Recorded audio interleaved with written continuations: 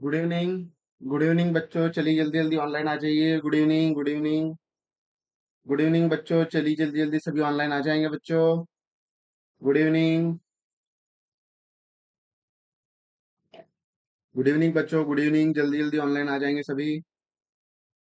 1 minute wait कर ले सभी का। ठीक है। आज हम एनसीईआरटी का चैप्टर नंबर 4 पढ़ने वाले हैं, मानचित्र जिसे मैप कहते हैं।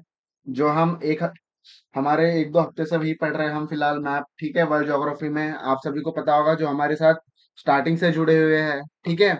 हमने मैप में क्या क्या देखा है, मैप में हमने वर्ल्ड ज्योग्राफी में नॉर्थ अमेरिका देखा है, साउथ अमेरिका देखा है, उसके बाद हमने देखा है अफ्रीका।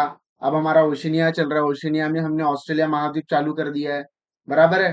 तो आज हम class NCERT six six class के एनसीईआरटी चैप्टर नंबर 4 पढ़ने वाले हैं। मैप मैप कितने प्रकार के होते हैं, ठीक है, वो पढ़ने वाले हैं हम अभी। तो चलिए क्लास स्टार्ट करते हैं बच्चों, आ जाइए ऑनलाइन जल्दी जल्दी। Good evening. ठीक है। तो क्लास इसके बारे में देखेंगे अब। ठीक है, सबसे पहले आप देख सकते हैं यहाँ पर सबसे ऊपर में क्या दिया हुआ है। सबसे ऊपर में दिया हुआ है उत्तर। ठीक है, इसे हम क्या कहते हैं, नॉर्थ। सबसे ऊपर में हमेशा नॉर्थ होता है। ठीक है, इसको आपको याद रखना है। 1 मिनट रुकेंगे।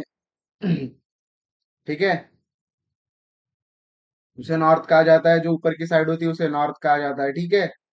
ये हमारा कंपास है। ठीक है, कंपास। ये 360 डिग्री में हमारा कंपास। ये हमारा दक्षिण। ठीक है। ये हमारा ये उत्तर और ये दक्षिण। ये हमारा पूर्व, सॉरी, और ये हमारा पश्चिम। ठीक है, आप सभी को याद होगा ये। ठीक है। उसके बाद हम जानेंगे, अब आगे पढ़ेंगे। आपने आप पिछले अध्याय में ग्लोब के महत्व के बारे में पढ़ चुके हैं। ग्लोब में अध्ययन की कुछ सीमाएं होती है। जब हम पूरी पृथ्वी का अध्ययन करना चाहते हैं, ठीक है, क्या कह रहे हैं, जब हम पूरी पृथ्वी का अध्ययन करना चाहते हैं तब ग्लोब हमारे लिए काफी उपयोगी होता है। ठीक है, कल की क्लास में मैंने आपको बताया था कि ग्लोब का यूज किस तरीके से किया जाता है। बराबर है कि 21 जून को क्या होता है, फिर दिसंबर महीने में क्या होता है, बराबर है, सितंबर महीने में क्या होता है, ये आपको याद करने के लिए बताया था मैंने।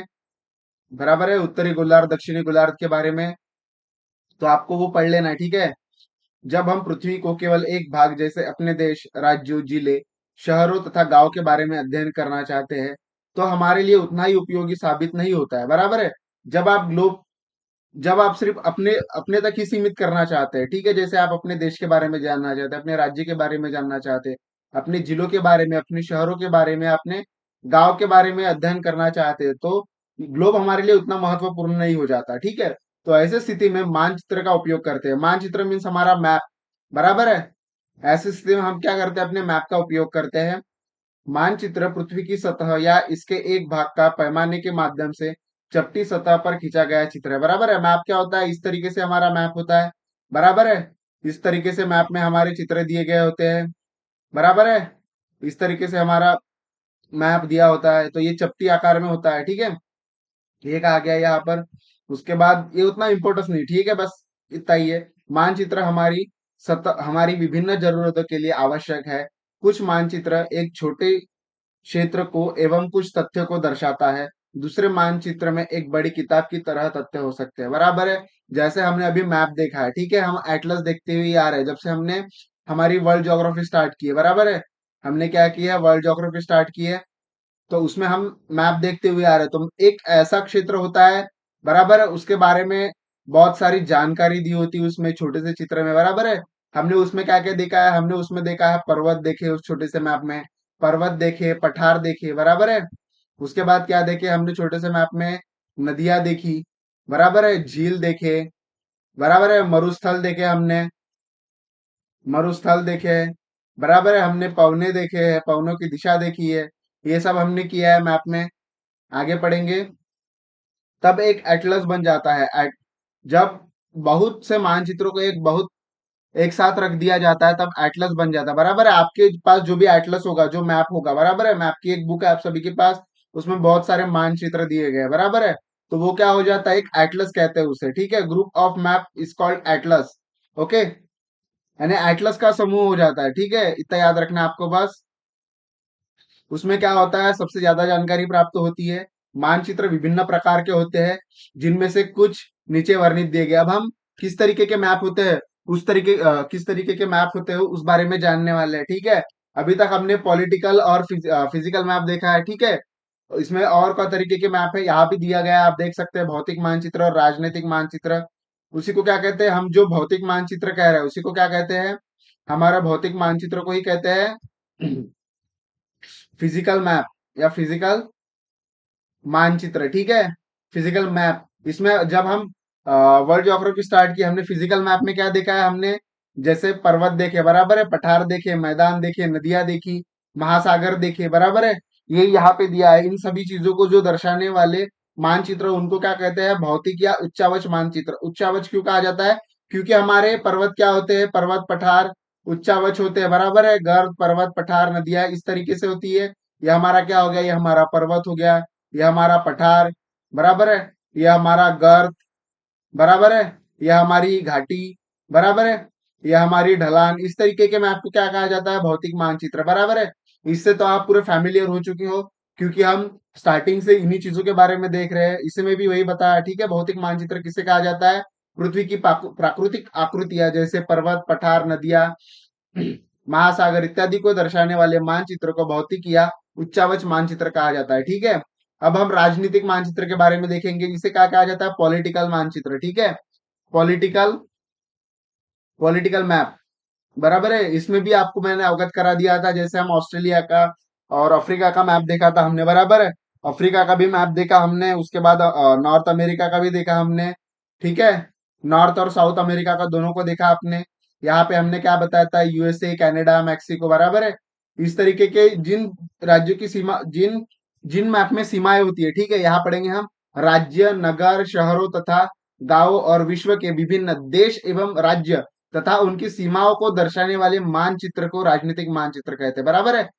इनकी सीमाओं को जो दर्शाते हैं उन मानचित्रों को क्या कहा जाता है, उन मानचित्रों को राजनीतिक मानचित्र कहा जाता है, ठीक है। आपने इसमें देखा होगा जो हमने आपको बताया था, बराबर है। यह हमारा कनाडा का पोर्शन था, यह हमारा यूएसए का था, यह हमारा मैक्सिको का था। तो जिस मानचित्र में सीमाएं दर्शाई जाती है उस मानचित्र को राजनीतिक मानचित्र कहा जाता है, ठीक है। ये आपको बता दिया मैंने।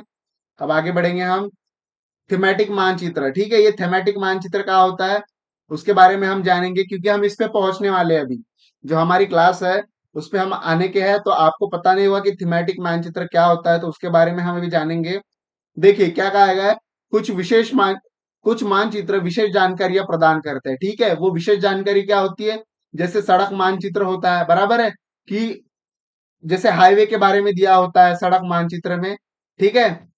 वर्षा मानचित्र, वन तथा उद्योग तथा वन तथा उद्योग मीन्स इंडस्ट्री वाला मानचित्र, उसके वितरण दर्शाने वाले मानचित्र इत्यादि।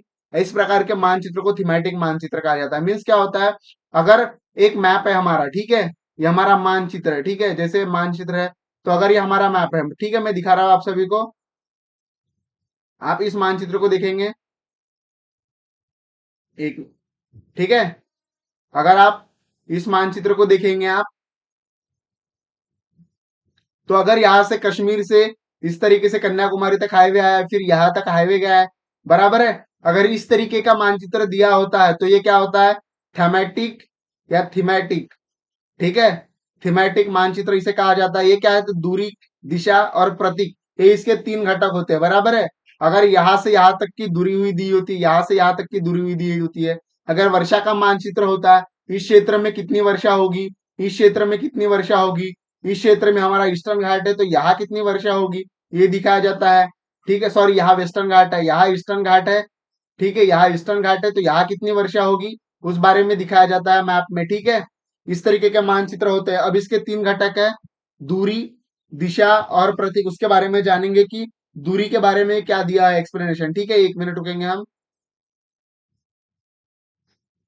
ठीक है। अब दूरी के बारे में क्या दिया उसके बारे में जानेंगे कि मानचित्र एक आरेखन होता है, जो मानचित्र एक आरेखन होता है जो पूरे विश्व या उसके भाग को छोटा कर कागज के एक पन्ने पर दर्शाता है, या कह सकते हैं कि मानचित्र छोटे पैमाने पर खींचे जाते हैं, लेकिन इसे इतनी सावधानी से छोटा किया जाता है ताकि स्थानों के बीच की दूरी वास्तविक रहे। जैसे बराबर आपने देखा होगा, यह हमारा भारत का मानचित्र है, ठीक है। एक मिनट रुकेंगे। ठीक है, ये हमारा भारत का मानचित्र है, बराबर है, इस तरीके से। तो यहाँ की दूरी, अगर इसमें आपको अगर छोटा सा भी बनाया जाता है इस तरीके से, ठीक है, अगर इसको इस तरीके से छोटा भी बनाया जाता तो इसकी दूरी में कोई कमी नहीं आएगी, ठीक है, इस तरीके से इसे बनाया जाता है। आगे पढ़ेंगे हम। एक मिनट। ठीक है, लेकिन इसे इतनी सावधानी से खींचा जाता है, छोटा किया जाता है, ताकि स्थानों के बीच दूरी कम ना हो सके, ठीक है। इसलिए इस उद्देश्य के लिए एक पैमाना चुना जाता है। पैमाना स्थल वास्तविक दूरी तथा मानचित्र पर दिखाई गई दूरी का बीच का अनुपात होता है। उदाहरण के लिए, आपके विद्यालय एवं आपके घर के बीच अगर 10 किलोमीटर की दूरी है, जिसे मानचित्र पर 2 सेंटीमीटर से दूरी से व्यक्त किया गया है, इसका अभिप्राय है कि मानचित्र का 1 सेंटीमीटर स्थल 5 किलोमीटर को दर्शाता है, बराबर। अगर 10 किलोमीटर की दूरी है, अगर हम 1 सेंटीमीटर को 5 किलोमीटर की दूरी दिखाते हैं, तो हमारा 10 किलोमीटर क्या होगा, हमारा 10 किलोमीटर 2 सेंटीमीटर होगा, बराबर है। इस तरीके से उसे दर्शाया जाता है मानचित्र पर, ठीक है।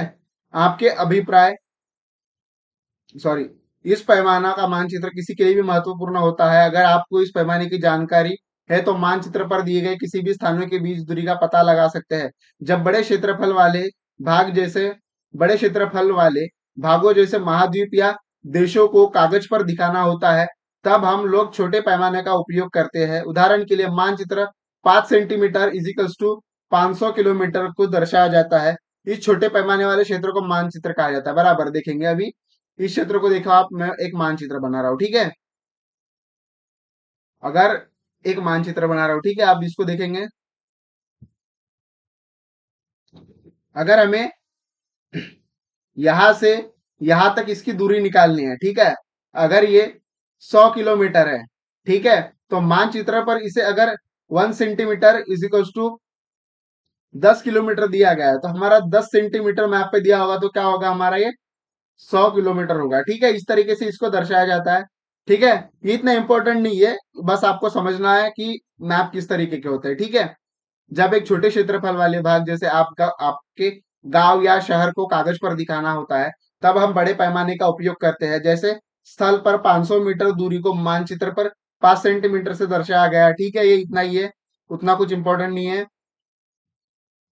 अब दिशा के बारे में, ठीक है, आप यहाँ देखेंगे आगे कि देखिए, ये खेल का मैदान है, ये पेड़ है, ये सामुदायिक केंद्र है, ये पोस्ट ऑफिस है हमारा, ये दुकान है, ठीक है। इस तरीके से दिखाया गया है, एक गांव का मानचित्र दिखाया गया है, ठीक है। इसमें दिशा निर्देश दी गई कि किस तरीके से खेल का मैदान किस साइड है, पेड़ किस साइड है, पोस्ट ऑफिस किस साइड है, दुकानें किस साइड है, इस तरीके से इसमें दिया गया है, ठीक है। अब हम पढ़ेंगे आगे। अधिकतर मानचित्र में दाहिनी तरफ तीर का निशान बना होता है, जिसके ऊपर अक्षर उत्तर रेखा होता है, ठीक है। हमेशा उत्तर हमेशा ऊपर साइड में होता है, ठीक है, इस साइड में उत्तर होता है। यह तीर का निशान उत्तर दिशा को दर्शाता है, इसे उत्तर रेखा कहा जाता है, ठीक है। हमेशा तीर का निशान हमेशा ऐसा ही होगा, और इस साइड जो भी तीर का निशान होगा उसे उत्तर दिशा मानेंगे हम, हमेशा, ठीक है। जब आप उत्तर के दक्षिण के बारे में पता लगा सकते हैं, जब आप उत्तर के बारे में जानते हैं, तब आप दूसरी दिशा, ठीक है, ये उत्तर है तो उसके अपोजिट में हमेशा ये दक्षिण दिशा ही होगी, ठीक है। तो जिसके चारों मुख्य दिशाएं उत्तर दक्षिण पूर्व पश्चिम, उत्तर दक्षिण, ये हमारा पूर्व, और ये हमारा पश्चिम, ठीक है, ये हमारा पश्चिम, वे प्रधान प्रधान दिग्गी बिंदु कहे जाते हैं, इनको प्रधान दिग्गी बिंदु कहा जाता है। इस बीच 4 दिशा है, ठीक है, इसको याद रखना आपको, क्योंकि हमें दिशा निर्धारित करने में बहुत इंपॉर्टेंस होते हैं। ये देखिए, ये दिख रहा है आपको, देखिए, एक मिनट, ठीक है, आप इसके आगे देखेंगे, मैं जो आपको बता रहा हूं अभी, देखिए क्या लिखा है यहाँ, उत्तर पूर्व दक्षिण पूर्व, ठीक है, ये हमारा उत्तर है, ये हमारा पूर्व है। तो यहां से जो इधर रेखा जाएगी, या जो भी, जो मैंने बताया था आपको हवा के बारे में, ठीक है, पवन जब हम सीख रहे थे, पवन इधर से जाते तो इसको उत्तर पूर्व डायरेक्शन कहते हैं, ठीक है, ये हमारी उत्तर पूर्व डायरेक्शन है, बराबर है। ये हमारी उत्तर पूर्व डायरेक्शन है, और ये हमारी दक्षिण पूर्व डायरेक्शन है, ठीक है, दक्षिण पूर्व। सॉरी सॉरी, दक्षिण पश्चिम डायरेक्शन है, क्योंकि ये हमारा पश्चिम है, तो ये दक्षिण पश्चिम, ये दक्षिण पूर्व, और ये हमारा, सॉरी, ये दक्षिण पश्चिम होगा और ये दक्षिण पूर्व होगा। ठीक है, एक मिनट। देखिए यहाँ पे पूर्व साइड है, ठीक है, कभी भी ये पूर्व साइड है, तो ये भी हमारा पूर्व साइड होगा, ये भी हमारा पूर्व साइड होगा। लेकिन इसके बाजू में अगर उत्तर है तो ये उत्तर पूर्व और ये दक्षिण पूर्व। उसी प्रकार ये पश्चिम है तो ये उत्तर पश्चिम, ये दक्षिण पश्चिम। ठीक है, उसी प्रकार यहाँ दिया हुआ है कि उत्तर पूर्व, दक्षिण पूर्व, दक्षिण पश्चिम और उत्तर पश्चिम। ठीक है, ये इन बीच वाली दिशाओं की मदद से आप किसी भी स्थान का पता लगा सकते हैं। ठीक है, आपको ये याद कर लेना है। ये हमें जो हमारी पौने हैं उनके बारे में बहुत इंपॉर्टेंट होता है ये भाग, और उसकी दिशा निर्धारित करने में। ठीक है, ये आपको याद कर लेना है। ठीक है, अब हम प्रतीक के बारे में जानेंगे आगे क्या है। हम दिक सूचक की सहायता से किसी स्थान की दिशा का पता लगा सकते हैं। यह एक यंत्र जिसकी सहायता से मुख्य दिशाओं का पता लगाया जा सकता है। इसकी चुंबकीय सुई की दिशा हमेशा उत्तर दक्षिण में होती है। ठीक है, ये हमेशा उत्तर होता है और ये हमेशा दक्षिण में होता है। ठीक है, ये याद रखना आपको। एक मिनट, ये हमेशा क्या होता है, ये हमेशा दक्षिण होता है। ठीक है, ये हमेशा दक्षिण होता है। अब आगे पढ़ेंगे। प्रतीक, यह किसी भी मानचित्र का तीसरा प्रमुख घटक होता है। क्या होता है प्रतीक? तीसरा घटक होता है, घटक होता है। मानचित्र पर वास्तविक आकार एवं प्रकार के विभिन्न आकृतियां जैसे भवन, सड़क, पुल, वृक्ष, रेल की पटरियां या कुएं को दिखाना संभव नहीं होता। बराबर है, आपने देखा होगा कि बहुत से मानचित्र पर ऐसे पूरे चित्र नहीं होते। ठीक है, भवन, सड़क, पुल, रेल, पटरियां या कुएं दिखाना संभव नहीं होता, इसलिए वे निश्चित अक्षांशों, सॉरी, निश्चित अक्षरों, छायाओं, रंगों तथा चित्रित तथा रेखाओं का उपयोग करके दर्शाए जाते हैं। यह प्रतीक कम स्थान से अधिक जानकारी प्रदान करते हैं। इन प्रतीकों के इस्तेमाल के द्वारा मानचित्र को आसानी से खींचा जा सकता है तथा इनका अध्ययन करना आसान होता है। आप एक क्षेत्र की भाषा को नहीं जानते तथा आप किसी भी दिशाओं के बारे में इन चिन्हों की सहायता से देख सकते हैं। ठीक है, अब देखेंगे रेलवे के लिए क्या चिन्ह दिया हुआ है। रेलवे के लिए बड़ी लाइन का ये चिन्ह दिया गया है। ठीक है, उसके बाद मीटर लाइन है तो ये मीटर लाइन देख सकते हैं आप। उसके बाद जो रेलवे स्टेशन है, यहाँ देखिए रेलवे स्टेशन RS लिखा हुआ है, इस तरीके का चिन्ह दिया होता है। फिर सड़क के बारे में जानेंगे। अगर पक्की सड़क है तो देखिए पक्की सड़क पे इस तरह का दिशा निर्देश दिया गया है तथा कच्ची सड़क पर इस तरीके से टूटे टूटे रास्ते डॉट डॉट डॉट डॉट इस तरीके से दिखाया हुआ है। ठीक है, फिर जो हमारी सीमा होती है, जो हमारी बाउंड्रीज होती है, जो अंतरराष्ट्रीय बाउंड्री होती है उसको इस चिन्हों से दर्शाया जाता है। और जो हमारी राज्य की बाउंड्री होती है वो देखिए इस तरीके से दर्शाया जाता है छोटे इसमें। और जो जिला बाउंड्री होती है वो इस तरीके से दर्शाया जाता है। ठीक है, तो आप इन अक्षरों को देखेंगे। फिर नदियों के बारे में इस तरीके से दर्शाया गया है, इस तरीके का चिन्ह दिया है। फिर कुएं का चिन्ह इस काले अक्षर गोल में दिया गया है। फिर तालाब का चिन्ह, फिर नहर का, उसके बाद पुल का दिशा निर्देश दिया गया है। ठीक है, पुल का चिन्ह दिखाया गया। फिर मंदिर, मस्जिद, छतरी, मंदिर, गिरजाघर, मस्जिद और छतरी देखेंगे, ये सभी इस तरीके के चिन्हों से चिन्हित किया गया। फिर हमारा पोस्ट ऑफिस को PO लिखता है। फिर पोस्ट एवं टेलीग्राफ ऑफिस को PTO लिखा जाता है। फिर पुलिस स्टेशन को PS करके लिखा जाता है। बस्ती एवं कब्रिस्तान को इस तरीके से दिखाया गया है। फिर तथा पेड़ एवं घास को इस तरीके से चिन्हित किया गया है। ठीक है, तो इनको देख लेना आपको एक बार। अब हम आगे बढ़ेंगे।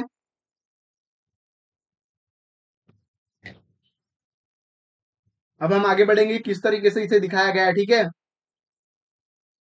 देखिए इन मानचित्रों से जानकारी प्राप्त कर सकते हैं। मानचित्र की एक विश्वव्यापी भाषा होती है जिसे सभी आसानी से समझ सकते हैं। इन प्रतियोगी इन प्रतीकों के उपयोग के संबंध में एक अंतरराष्ट्रीय सहमति है, ये रूढ़ है। ठीक है, अब आप देख सकते हैं सुंदर गांव और इसके आसपास के क्षेत्र है। ठीक है, ये इन क्षेत्रों के नाम है। और इस तरीके के देखिए कच्ची सड़क है। ठीक है, ये मैदान का क्षेत्र दिया हुआ है, ये मस्जिद, मंदिर, इस तरीके के चिन्ह दिए गए, ये देख लेंगे आप। ठीक है, इन्हें प्रतीक कहा जाता है। ये इतना इंपॉर्टेंट नहीं है, हाँ ये इंपॉर्टेंट है। ठीक है, आपको देखना है। देखिए नीले रंग का इस्तेमाल जलाशय, भूरे रंग का पर्वतों, पीला रंग का पठार और हरे रंग के मैदानों को दर्शाने के लिए किया जाता है। मैंने आपको फर्स्ट क्लास में भी बताया था वर्ल्ड ज्योग्राफी में कि अगर भूरा रंग है तो उसका इस्तेमाल पर्वतों के लिए किया जाता है, पीला रंग है तो पठारों के लिए, हरा रंग है तो मैदानों के लिए किया जाता है। ये मैंने पहली क्लास में बताया था आपको।